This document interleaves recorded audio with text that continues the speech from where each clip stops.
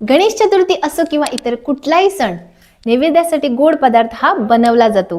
तर नमस्कार मित्रांनो, स्वागत आहे तुमचं लक्ष्मीज किचन मराठीमध्ये। तर आज आपण बनवणार आहोत गोड पदार्थ मनगणे। मनगणे हा एक स्वादिष्ट, चवदार आणि छान पदार्थ आहे। जास्त करून गोव्यामध्ये हा पदार्थ आवर्जून बनवला जातो। तर चला तर मग आपण रेसिपीला सुरू करू। मनगणे बनवण्यासाठी आपण इथे 1 वाटी चण्याची डाळ घेतली आहे। डाळ आपण रात्रभर भिजवून ठेवली होती आणि आता कुकरमध्ये घालून 3 शिट्ट्या लावून घेतलेली आहे। इथे आपण पाव कप साबुदाणे घेतले। साबुदाणे आपण 1 तास भिजवून ठेवले होते। ही शिजवून ठेवलेली डाळ आपण परत गॅसवर ठेवायची। त्यात थोडे चवीपुरते मीठ घालू। अर्धा कप गूळ टाकूया।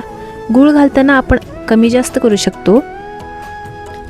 नंतर मी 2 कप नारळाचं फ्रेश असं दूध काढून घेतलेलं आहे, ते त्यात घालूया।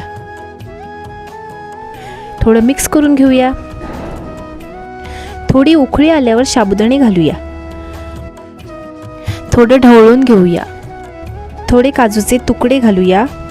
साबुदाणे थोडे शिजत आल्यावर 1 चमचा वेलची पूड घालू।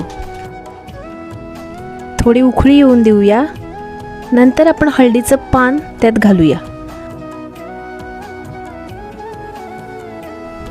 आहा, काय सुगंध येतोय, मस्त। तर आपलं इथं मनगणं एकदम तयार झालेलं आहे।